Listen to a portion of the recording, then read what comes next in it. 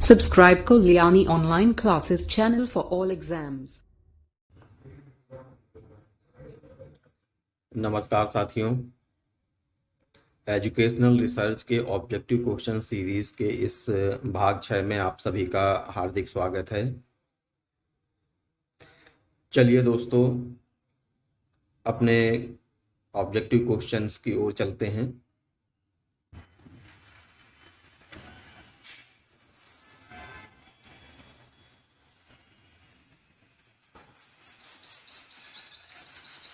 पहला प्रश्न है, निम्नांकित में सबसे उपयुक्त संख्या कोड यानी न्यूमेरिकल कोड चुनिए जो एक प्रयोज्य वाले प्रयोग के सही सोपान क्रम को प्रस्तुत करता है। इसके स्टेप्स हैं, पहला प्रयोगात्मक विवेचन यानी एक्सपेरिमेंटल ट्रीटमेंट का प्रारंभ, दूसरा विवेचन का प्रत्याहार यानी विड्रॉल, तीसरा आधार स्तर यानी बेस लाइन का निरीक्षण और चौथा विवेचन का पुनः प्रवर्तन यानी री इंट्रोडक्शन।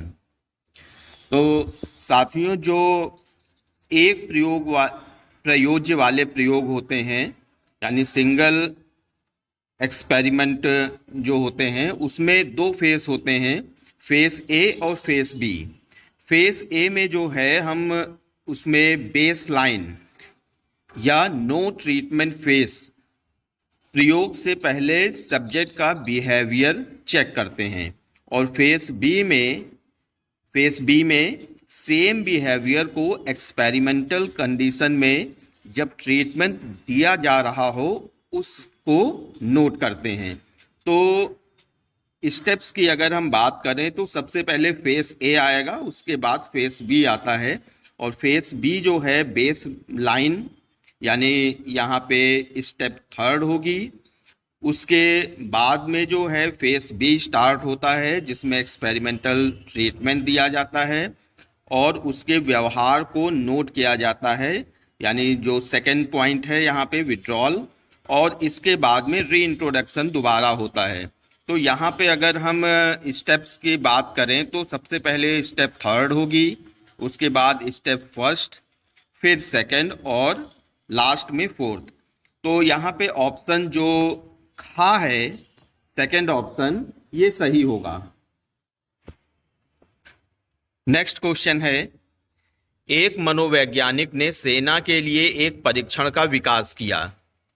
चूंकि जिस सेना की टुकड़ी पर प्रदत्त या आंकड़ा वह एकत्रित कर रहा था उसे जल्द ही बाहर जाना पड़ा, अतः वह उसी प्रतिदर्श पर दोबारा परीक्षण का संचालन नहीं कर सका। निम्नलिखित में से किनके बीच सहसंबंध ज्ञात करके वह विश्वसनीयता का थोड़ा बहुत आकलन कर सकता है? ऑप्शन है का सम एकांशों पर आधारित प्राप्तांक एवं विषम एकांशों पर आधारित प्राप्तांक, ऑप्शन खा है प्रत्येक एकांश के प्राप्तांक का प्रत्येक अन्य एकांश के प्राप्तांक से, या ऑप्शन गा है परीक्षण के यादृच्छिक रूप से दो अर्ध विच्छेदित भागों पर आधारित प्राप्तांक, या ऑप्शन घा है उपर्युक्त तीनों। तो साथियों, इस स्थिति में जो मनोवैज्ञानिक है वो इन तीनों ही प्रकार से जो है विश्वसनीयता का निर्धारण कर सकता है। इस कारण से इस प्रश्न का ऑप्शन घा सही होगा। अगला प्रश्न है, वैज्ञानिक सामाजिक सर्वे के पिता के रूप में किसे जाना जाता है? ऑप्शन का है बेस्ट, ऑप्शन खा बूथ, या ऑप्शन गा डार्विन, या ऑप्शन घा इनमें से कोई नहीं। तो मित्रों, वैज्ञानिक सामाजिक सर्वे के जो पिता के रूप में हम बूथ को जानते हैं, इसलिए यहाँ पे ऑप्शन जो खा है वो सही होगा। अगला प्रश्न है, एक कक्षा के 100 विद्यार्थियों के गणित में प्राप्तांकों के माध्य अर्थात मीन एवं मानक विचलन अर्थात स्टैंडर्ड डिविएशन की गणना की गई। बाद में परिणाम निकालने में कड़ाई बरतने के कारण यह निश्चय किया गया कि प्रत्येक छात्र को 5 अतिरिक्त प्राप्तांक दे दिए जाएं। यह प्रक्रिया ऑप्शन का है माध्य एवं मानक विचलन में परिवर्तन नहीं करेगी। ऑप्शन खा है माध्य में परिवर्तन कर देगी परंतु मानक विचलन में नहीं। ऑप्शन गा है मानक विचलन में परिवर्तन कर देगी परंतु माध्य में नहीं। या ऑप्शन घा माध्य एवं मानक विचलन दोनों में परिवर्तन कर देगी। तो साथियों, अगर प्रत्येक छात्र को अतिरिक्त प्राप्तांक दिए जाएंगे तो उसके माध्य में निश्चित तौर से परिवर्तन होगा परंतु मानक विचलन में परिवर्तन नहीं होगा और इस कारण से यहाँ पे ऑप्शन खा जो है वो सही होगा। प्रश्न संख्या 5 है, निम्नांकित में से कौन सा प्रयोगात्मक विधि का सर्वाधिक अनिवार्य लक्षण है? ऑप्शन का है स्वतंत्र चर का सक्रिय जोड़ तोड़ यानी एक्टिव मैनिपुलेशन। ऑप्शन खा है जटिल प्रकल्पनाओं के जांच की क्षमता। ऑप्शन गा है आश्रित चर का परिशुद्ध माप एवं अभिलेखन यानी रिकॉर्डिंग। या ऑप्शन घा परिष्कृत उपकरणों तथा उपकरणों का प्रयोग।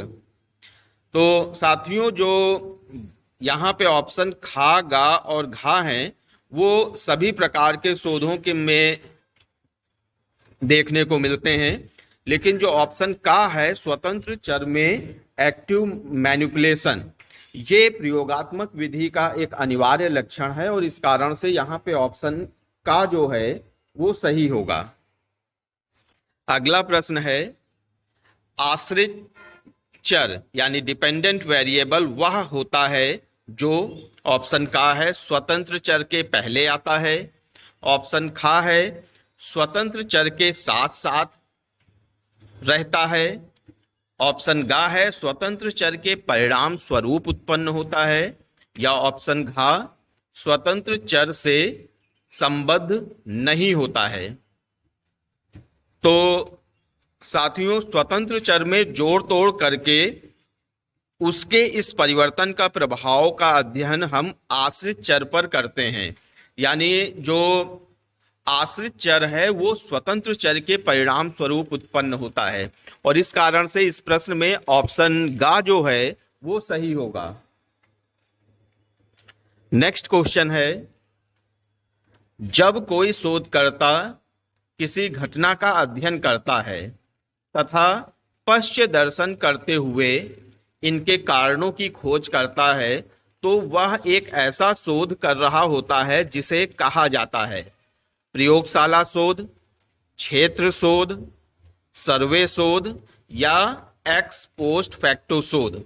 तो साथियों, जब कोई शोधकर्ता किसी घटना का अध्ययन तथा पश्चात दर्शन करते हुए इसके कारणों की खोज करता है तो इस प्रकार का जो रिसर्च होती है वो एक्स पोस्ट फैक्टो रिसर्च के अंतर्गत आती है और इस कारण से इस प्रश्न का ऑप्शन घा जो है वो सही होगा।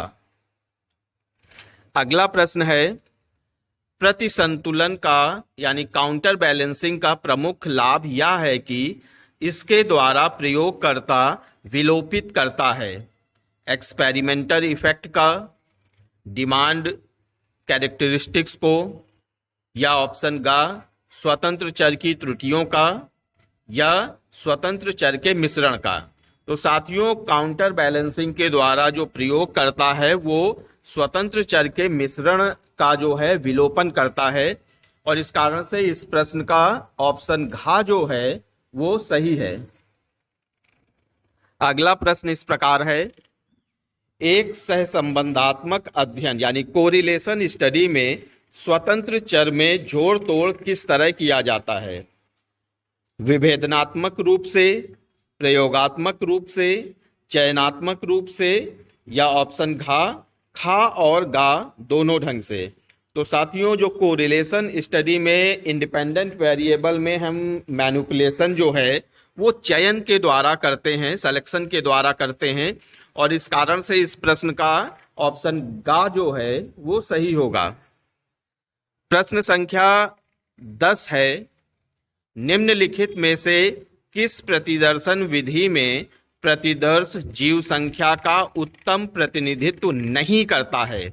ऑप्शन का है कोटा सैंपलिंग, ऑप्शन खा है एरिया और क्लस्टर सैंपलिंग, ऑप्शन गा है सिंपल रैंडम सैंपलिंग, या ऑप्शन घा स्ट्रेटिफाइड रैंडम सैंपलिंग। तो साथियों, जो कोटा सैंपलिंग है वो जीव संख्या का प्रतिनिधित्व उत्तम प्रकार से नहीं करता है। इस कारण से इस प्रश्न का ऑप्शन का जो है वो सही होगा। प्रश्न संख्या 11 है, निम्नांकित में से किसे बहिरंग चरों को नियंत्रित करने का सबसे उत्तम तरीका बतलाया गया है? स्थिरता, विलोपन, यादृच्छिकरण या प्रतिसंतुलन। तो साथियों, यादृच्छिकरण यानी रैंडमाइजेशन को जो है बहिरंग चरों को नियंत्रित करने का सबसे उत्तम तरीका माना जाता है, इसलिए इस प्रश्न का ऑप्शन गा सही होगा। नेक्स्ट क्वेश्चन है, जब कोई शोधकर्ता दो चरों में से किसी एक को कारण तथा दूसरे को परिणाम सिर्फ इसलिए मान लेता है कि ये दोनों चर अक्सर साथ साथ पाए जाते हैं, तो इसे कहा जाता है ex post facto research, post hoc fallacy, cause effect relationship या एम्पिरिकल रिसर्च। तो साथियों, जब शोधकर्ता दो चरों में से किसी एक को कारण और दूसरे को परिणाम केवल इसलिए मानता है कि दोनों चर अक्सर साथ साथ पाए जाते हैं, तो इसे हम पोस्ट हॉक फैलेसी कहते हैं, और इसलिए ऑप्शन यहाँ पे खा सही है। अगला प्रश्न है, निम्नांकित में से किसे कसौटी संबंधी वैधता यानी क्राइटेरिया रिलेटेड वैलिडिटी में नहीं रखा जा सकता? Construct validity, concurrent validity, predictive validity या उपयुक्त सभी को। तो कंस्ट्रक्ट वैलिडिटी को हम कसौटी संबंधी वैधता यानी क्राइटेरिया रिलेटेड वैलिडिटी के अंतर्गत नहीं रखते हैं, और इस कारण से यहाँ पे ऑप्शन का जो है वो सही है। नेक्स्ट क्वेश्चन है, यदि आपको परीक्षार्थी की संगठनात्मक क्षमता यानी ऑर्गेनाइजेशनल कैपेसिटी की माप करनी है, तो आप निम्नांकित में से किस तरह के एकांश वाले परीक्षण को पसंद करेंगे? ऑप्शन का है निबंधात्मक एकांश वाले परीक्षण को, ऑप्शन खा है वस्तुनिष्ठ एकांश वाले परीक्षण को, या दोनों तरह के एकांश वाले परीक्षण को, या मात्र मौखिक परीक्षा को। तो साथियों, ऐसे टाइप आइटम से हमें जो है critical thinking, organisational ability, originality आदि का पता चलता है। तो यदि हमें ऑर्गेनाइजेशनल कैपेसिटी की माप करनी है यानी संगठनात्मक क्षमता को अगर जानना है, तो हमें ऐसे टाइप वाले टेस्ट को लेना पड़ेगा। तो इसलिए ऑप्शन का यहाँ पे सही है। प्रश्न संख्या 15 है, विश्वसनीयता तथा वैधता में मुख्य अंतर यह है कि ऑप्शन का है विश्वसनीयता परीक्षण का किसी बाह्य कसौटी के साथ सहसंबंध होता है, जबकि वैधता परीक्षण का आत्म सहसंबंध होता है। ऑप्शन खा है विश्वसनीयता परीक्षण का एक वांछनीय गुण है, जबकि वैधता परीक्षण का एक अवांछनीय गुण है। या ऑप्शन गा विश्वसनीयता परीक्षण का आत्म सह संबंध होता है, जबकि वैधता परीक्षण का किसी बाह्य कसौटी के साथ संबंध होता है। और ऑप्शन घा है विश्वसनीयता परीक्षण प्राप्तांकों का गुण होता है, जबकि वैधता परीक्षण का। तो साथियों, अगर हम वैधता की बात करें तो वैधता किसी परीक्षण का एक फिक्स प्रॉपर्टी नहीं है। आज जो परीक्षण वैध है, हो सकता है कि कुछ वर्षों बाद उसकी वैधता उतनी ना रह जाए। यानी वैधता एक रिलेटिव टर्म है, एक रिलेटिव पद है। तो इस तरह से हम देखें तो यहाँ पे जो ऑप्शन गा है कि विश्वसनीयता परीक्षण का आत्म सहसंबंध होता है, जबकि वैधता परीक्षण का किसी बाह्य कसौटी के साथ सह संबंध होता है, ये ऑप्शन सही है।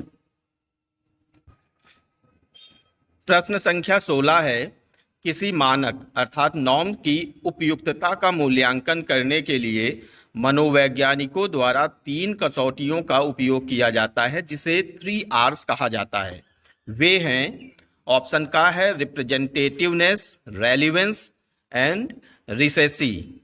ऑप्शन खा है रिप्रेजेंटेटिवनेस, रेशनल, रियलिज्म। ऑप्शन गा है रियलिज्म, रीजनेबलनेस, रेशनलाइजेशन। ऑप्शन घा है रियलिज्म, रीजनेबलनेस और रिलायंस। तो साथियों यहाँ पे जो 3 R's दिए गए हैं उनके लिए जो ऑप्शन का है रिप्रेजेंटेटिवनेस, रेलिवेंस और रिसेंसी, ये ऑप्शन सही है। अगला प्रश्न है, शतात्मक बैंड यानी परसेंटाइल बैंड क्या है? ऑप्शन का है यह एक शतात्मक कोटि है जिसे परीक्षार्थी के निष्पादन की स्थिति के बारे में अंदाजा लगाया जा सकता है।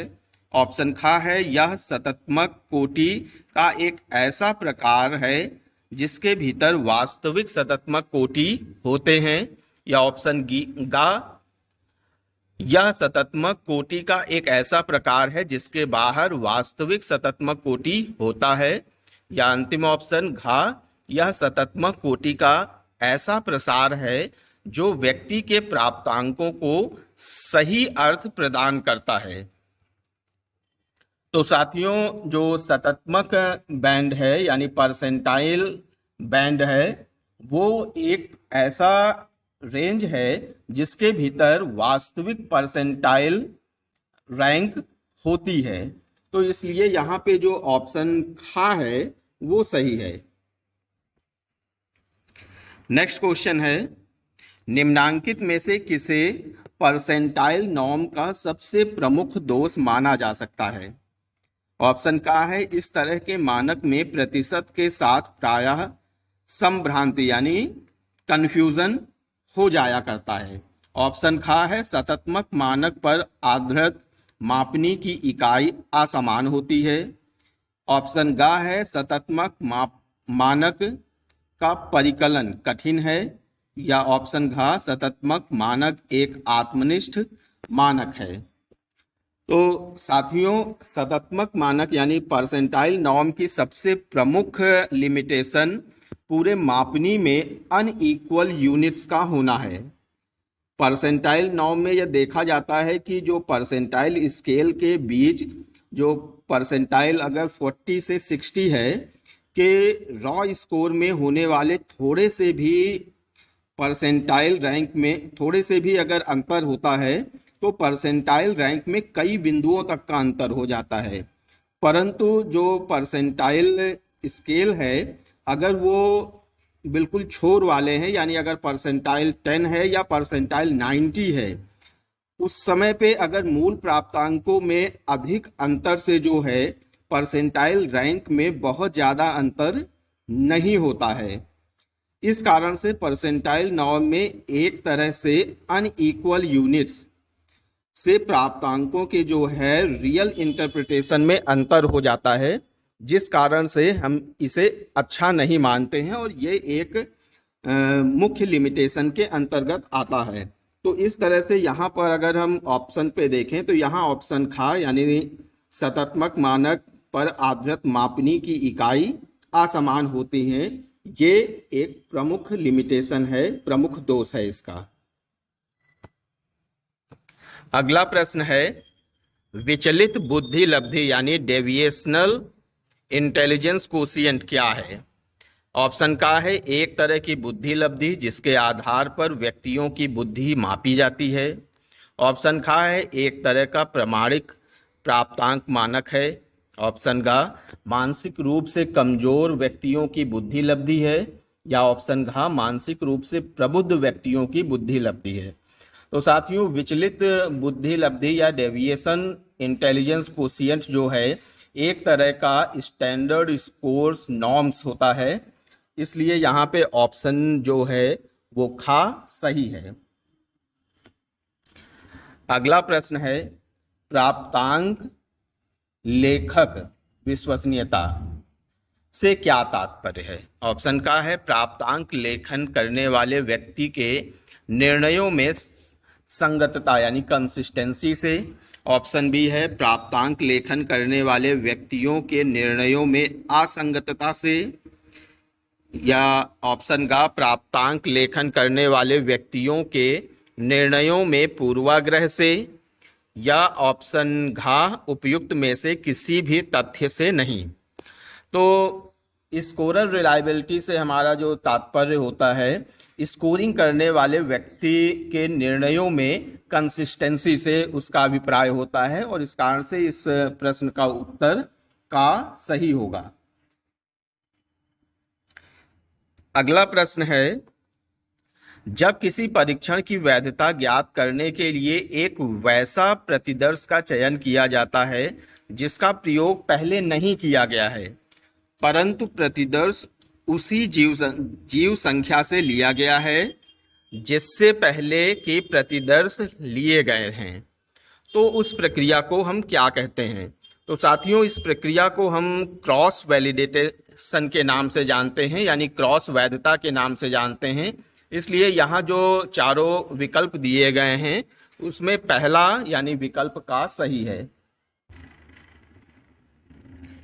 अगला प्रश्न है, गति परीक्षण यानी स्पीड टेस्ट में आंतरिक संगतता विश्वसनीयता गुणांकों यानी इंटरनल कंसिस्टेंसी रिलायबिलिटी कोफिशिएंट से विश्वसनीयता ऑप्शन का है का अति आकलन यानी ओवर एस्टिमेट होता है।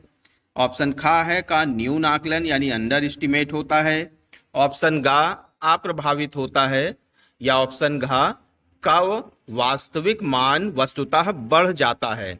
तो साथियों, स्पीड टेस्ट से जो इंटरनल कंसिस्टेंसी रिलायबिलिटी कोफिशिएंट है उसका जो है अति आकलन होता है यानी ओवर एस्टिमेट होता है, और इस कारण से इस प्रश्न में ऑप्शन का जो है वो सही होगा।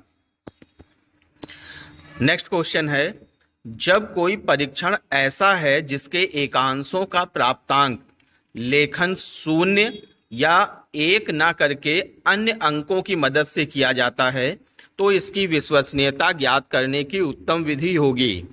ऑप्शन का है इंटरनल कंसिस्टेंसी मेथड। ऑप्शन खा है कोफिशिएंट अल्फा। ऑप्शन गा है कोफिशिएंट बीटा। या ऑप्शन घा कूडर रिचर्डसन मेथड। तो साथियों, जब प्राप्तांक लेखन 0 और 1 में ना होकर के अन्य अंकों की मदद से किया जाता है तो हम क्रोनबेक अल्फा या कोफिशिएंट अल्फा का प्रयोग करते हैं, और इसलिए आंसर यहाँ पे खा सही होगा। अगला प्रश्न है, गुणांक अल्फा यानी अल्फा कोफिशिएंट क्या है? ऑप्शन का है परीक्षण की विश्वसनीयता ज्ञात करने की एक विधि। ऑप्शन खा परीक्षण की वैधता ज्ञात करने की एक विधि।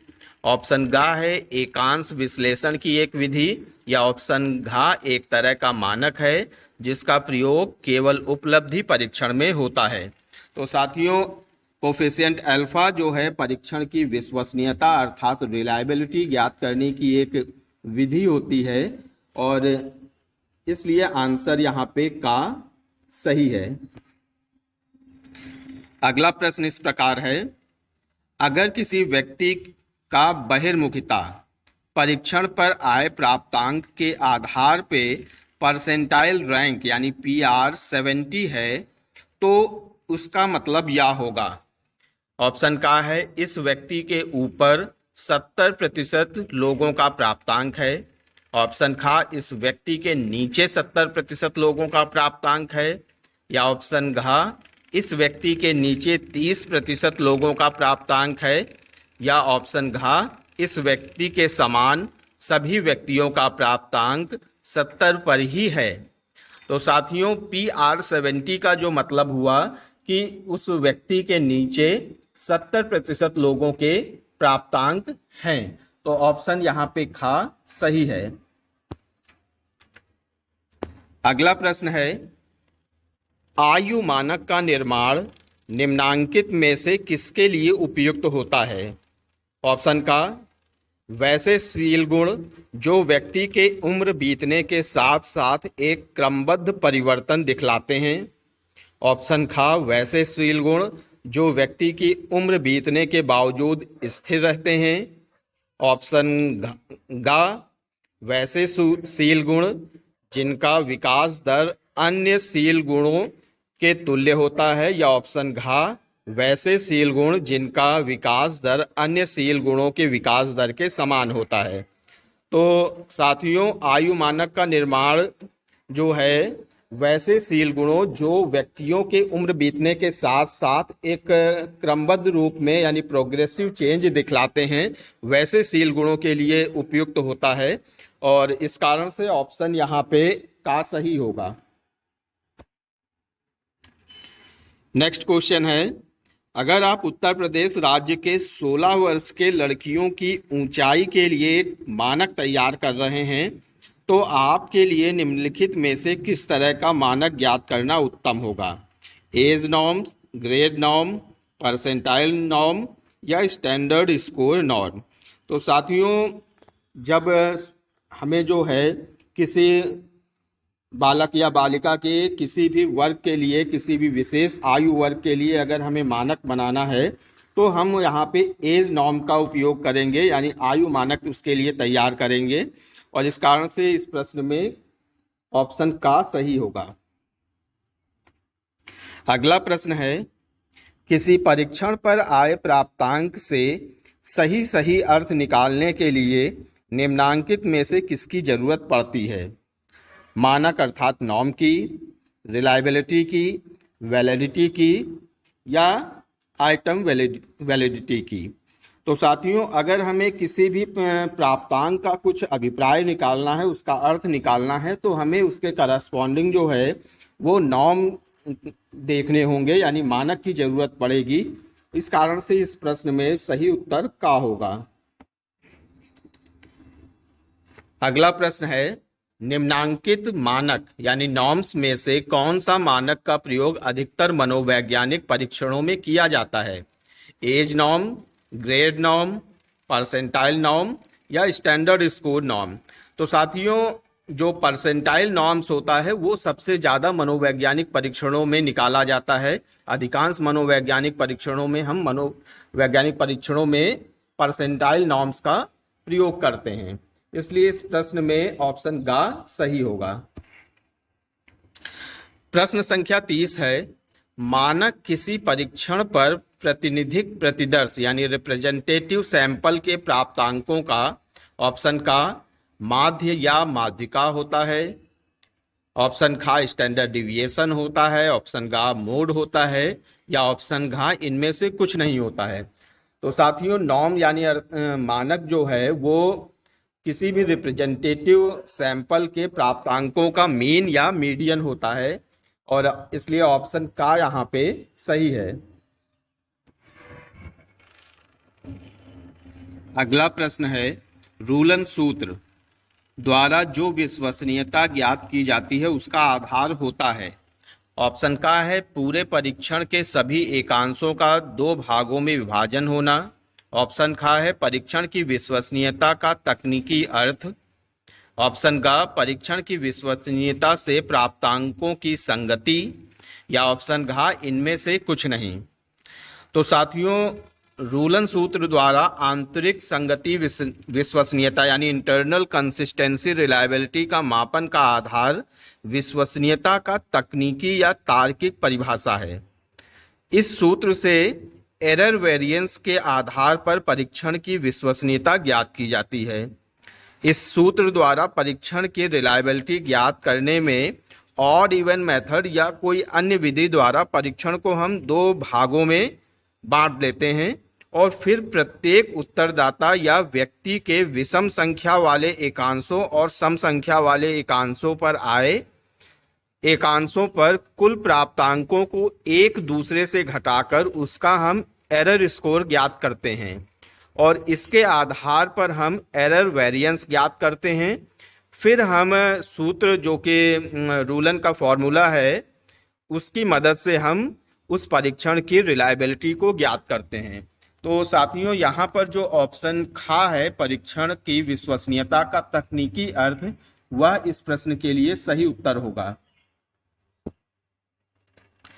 नेक्स्ट क्वेश्चन है, स्प्लिट हाफ मेथड का सबसे प्रमुख दोष यह है कि इसके द्वारा ऑप्शन का है गति परीक्षण यानी स्पीड टेस्ट की विश्वसनीयता ज्ञात नहीं की जा सकती। ऑप्शन खा इस विधि द्वारा विश्वसनीयता ज्ञात करने में अधिक समय लगता है। ऑप्शन गा इस विधि द्वारा प्राप्त विश्वसनीयता गुणांक का मान वास्तविक मान से कम होता है। या ऑप्शन घा इस विधि द्वारा प्राप्त विश्वसनीयता गुणांक व्यक्ति के परिपक्वता स्तर से काफ़ी प्रभावित हो जाता है। तो साथियों, स्प्लिट हाफ मेथड का सबसे प्रमुख दोष यहाँ पर यह है कि इसके द्वारा हम स्पीड टेस्ट की विश्वसनीयता को ज्ञात नहीं कर पाते हैं और इसलिए ऑप्शन का यहाँ पे सही होगा। नेक्स्ट क्वेश्चन है, कुछ विशेष कारणों से गिलफोर्ड और फ्रैक्टर ने स्प्लिट हाफ रिलायबिलिटी को कहा है। ऑन द स्पॉट रिलायबिलिटी यानी तत्काल विश्वसनीयता, डिले रिलायबिलिटी यानी विलंबित विश्वसनीयता, इंटरनल कंसिस्टेंसी रिलायबिलिटी यानी आंतरिक संगति विश्वसनीयता, या ऑप्शन घा इनमें से कुछ नहीं। तो साथियों, स्प्लिट हाफ मेथड से परीक्षण को 2 बार क्रियान्वित नहीं करना पड़ता है, जिससे कि हमें रिलायबिलिटी का आकलन तेजी से हो जाता है। यही कारण है कि गिलफोर्ड और फ्रैक्टर ने इसे ऑन द स्पॉट रिलायबिलिटी कहा है और इसलिए यहाँ पे ऑप्शन का तत्काल विश्वसनीयता यानी ऑन द स्पॉट रिलायबिलिटी ये सही होगा। अगला प्रश्न है, मान लिया जाए कि किसी परीक्षण प्राप्तांकों की आधे परीक्षण विश्वसनीयता 0.70 है तो पूरे परीक्षण की विश्वसनीयता स्पीयरमैन ब्राउन सूत्र के अनुसार होगी। तो साथियों, स्पीयरमैन ब्राउन जो फॉर्मूला है उसके लिए जो सूत्र हम यूज़ करते हैं परीक्षण की विश्वसनीयता बराबर होती है 2R/1+R। जो यहाँ पे R जो है वो हाफ टेस्ट रिलायबिलिटी है। तो अगर हम इस सूत्र यानी 2R/1+R में वैल्यू R की जगह पे 0.7 रखकर हम अगर कैलकुलेट करेंगे तो हमारा मान 0.823 के आसपास आएगा और इस कारण से यहाँ पे ऑप्शन का सही होगा। नेक्स्ट क्वेश्चन है, मानक प्राप्तांक यानी स्टैंडर्ड स्कोर का माध्य हमेशा 0 होता है, -1 होता है, +2.58 होता है या इनमें से कुछ नहीं होता है।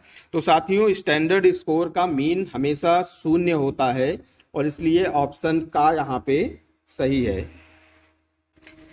प्रश्न संख्या 36 है, मानक प्राप्तांक यानी स्टैंडर्ड स्कोर के बारे में मानक तथ्य यह है कि का इनमें एक निश्चित माध्य होता है, खा इसमें एक निश्चित चतुर्थक यानी क्वार्टाइल होता है, ऑप्शन गा इसमें एक निश्चित माध्यिका यानी मीडियन होती है, या ऑप्शन घा इनमें मानक विचलन तथा माध्य दोनों ही निश्चित होते हैं। तो साथियों, यहाँ पे जो ऑप्शन घा है स्टैंडर्ड स्कोर और मीन दोनों ही निश्चित होते हैं। ये स्टैंडर्ड स्कोर के बारे में एक स्टैंडर्ड तथ्य है, इसलिए ऑप्शन घा यहाँ पे सही है। अगला प्रश्न है, जेड प्राप्तांक यानी जेड स्कोर से क्या पता चलता है। ऑप्शन का माध्य से प्राप्तांक की दूरी, ऑप्शन खा माध्य से मानक विचलन की इकाई में दूरी, ऑप्शन गा माध्य से चतुर्थक की इकाई में दूरी, या ऑप्शन घा उपयुक्त में से कुछ भी नहीं। तो साथियों, जेड स्कोर से हमें माध्य से मानक विचलन की इकाई में दूरी का पता चलता है और ऑप्शन यहाँ पे खा इसलिए सही होगा। नेक्स्ट क्वेश्चन है, उच्च वैधता यानी हाई वैलिडिटी के लिए कुछ परिस्थितियों का होना अनिवार्य है। निम्नांकित में से किस परिस्थिति का होना अनिवार्य नहीं है।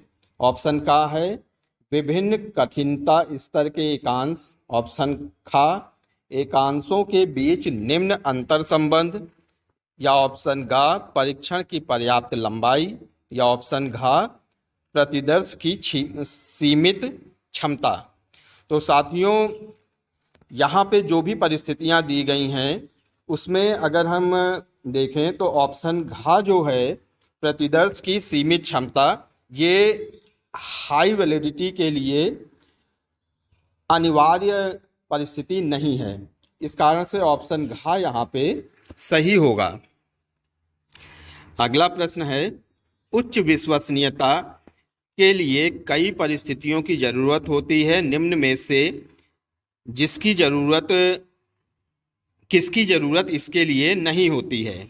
ऑप्शन का है समान कठिनाई स्तर के प्राप्त एकांश, ऑप्शन ख एकांशों के बीच अंतर संबंध, ऑप्शन ग समूहों में विभिन्नता, या ऑप्शन घ लघु परीक्षण।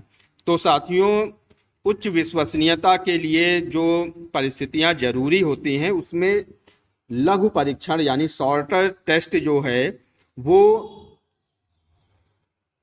जरूरी नहीं है, इसलिए यहाँ पे ऑप्शन घ यहाँ इसके लिए प्रश्न के लिए सही होगा। अंतिम प्रश्न है, परीक्षण की विश्वसनीयता पर वैधता किस प्रकार सीधे निर्भर करती है, किस परिस्थिति में सीधे निर्भर करती है। ऑप्शन का है समजातीय परीक्षण यानी होमोजेनियस टेस्ट में, ऑप्शन ख विषम जातीय परीक्षण यानी हेट्रोजेनियस टेस्ट में, ऑप्शन ग दोनों में, या ऑप्शन घ दोनों में से किसी में भी नहीं। तो साथियों, परीक्षण की विश्वसनीयता पर वैधता जो है